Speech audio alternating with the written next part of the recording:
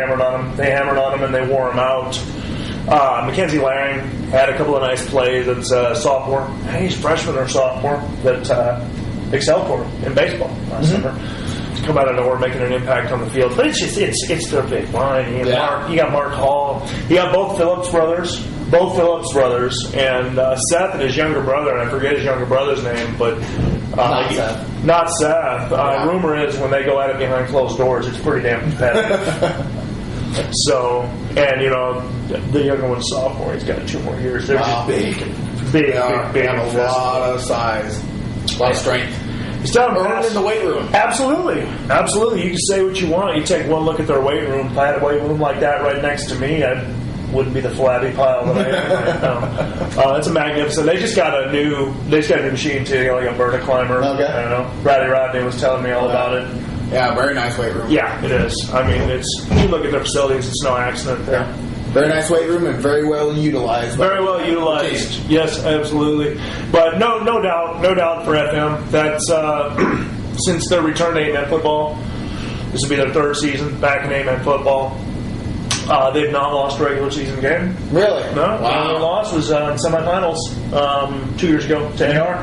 Wow. So they've won 3 games this year, and so that's 21 consecutive regular season win streak. 21 consecutive regular season games. What's the state champ win? 13 now? Well, how many playoff games they got? Like 7 or 8? Everybody makes it. I don't know.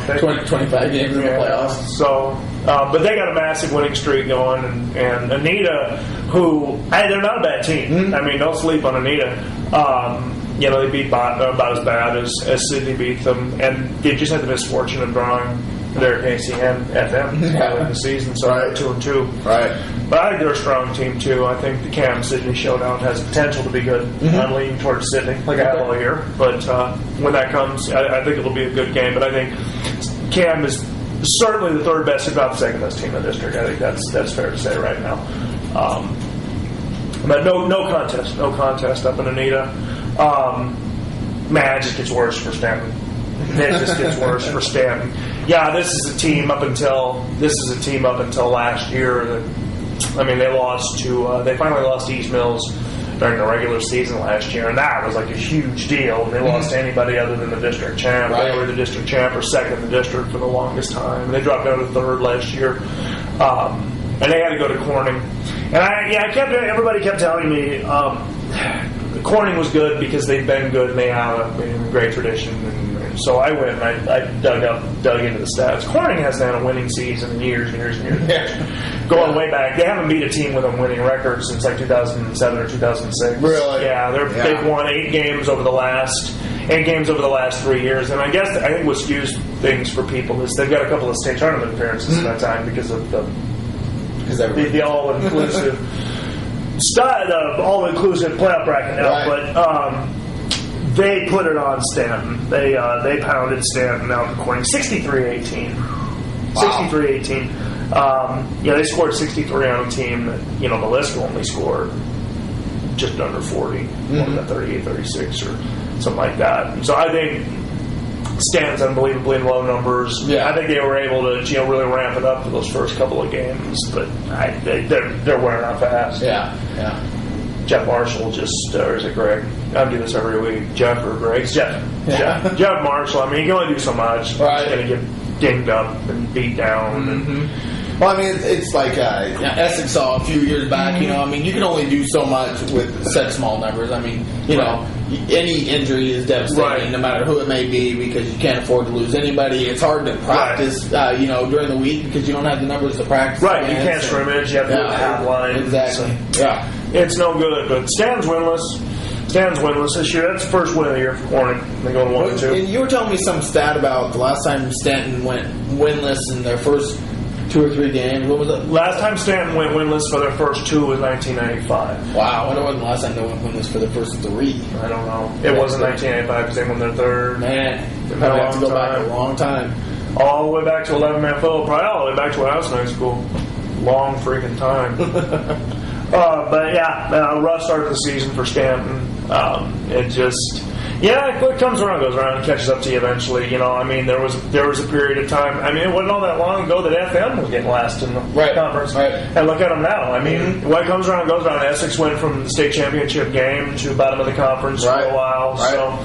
Well, in small schools like that, it's such a numbers game too. Yep. I mean, there's not much you can do when your numbers are down like that. Nope. I mean, Essex tried, but Right. I mean, now the same stands in that same boat. I mean, Yep. And I think there's a misconception that coaching had something to do with Essex's, run over the last few years. I don't care who you got to coach that team. No, if you only have 9, 10, 11 players out, It's just simple numbers. And yeah, they're successful this year. And I think the new coaching staff is doing a great job. Don't get me wrong, but let's not discount the fact that consolidate with South Page. I think they have 28 guys on the roster now. They can scrimmage. They can run a full line against each other. They added some talent.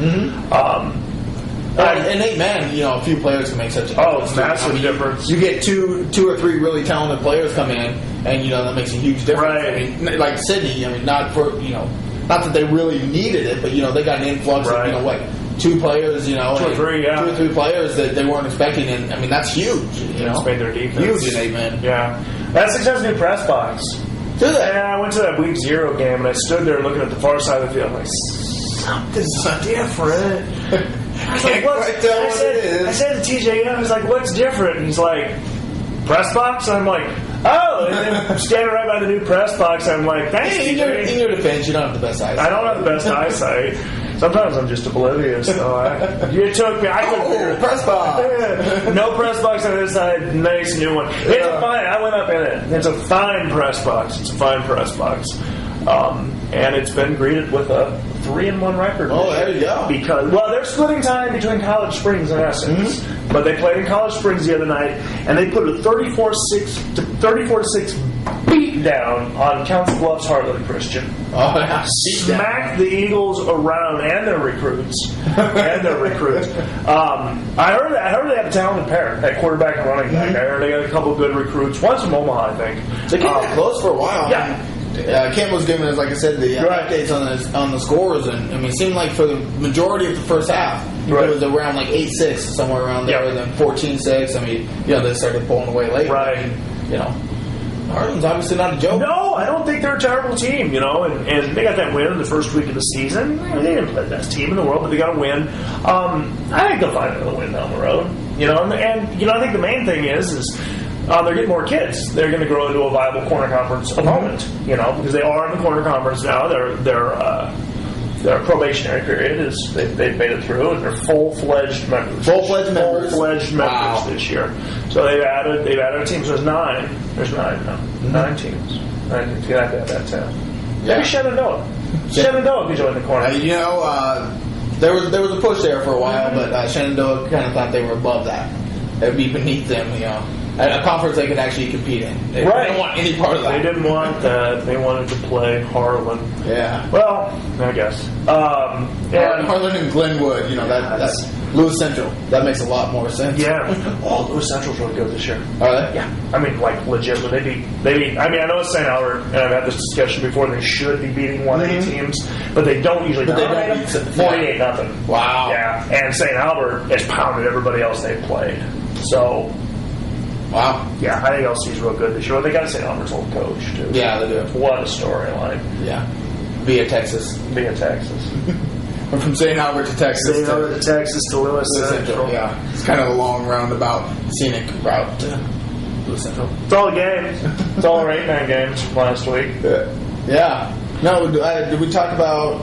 Yeah, we did. We talked about them all. We did. Yeah. Good for us. We talked about it. We got all 5? Good for us. All 5. All 5. Yeah. Remember. We didn't talk about East Mills, but they're 11 men, so that's a little different. But they did get a win over Riverside. They shut out Riverside. They did. And we get the weird little win triangle with them, with Oakland, Riverside, and Shenandoah. Yeah.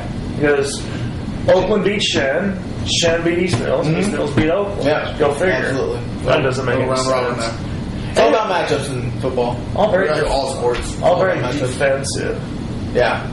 15-0 and 10-7. And I think a lot of times, when you're trying to rebuild a program, or even East Mills, aren't really trying to rebuild. They're going from 8-man to 11-man. I think the easiest way to kind of rebuild is start on defense, and make sure nobody's going to score 50 against you, and that way you're not super, you're not super prolific on your own offensive end. You still get, blown out. I think that's what Shenandoah's kind of trying to do with Diekman is build from, the defensive side and build up. So seems like it's been doing all right. They're got a couple wins, huh? Doing one, yeah.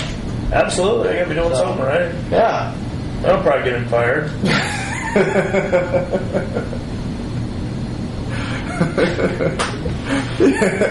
yeah. Anyway, so I think that's all we have to talk about for this week for the game. So that's all of them. We'll be back in a bit and talk about next week's matchups. We will preview this Friday's matchups. A couple good ones. All right. All right. Well, till then. Okay.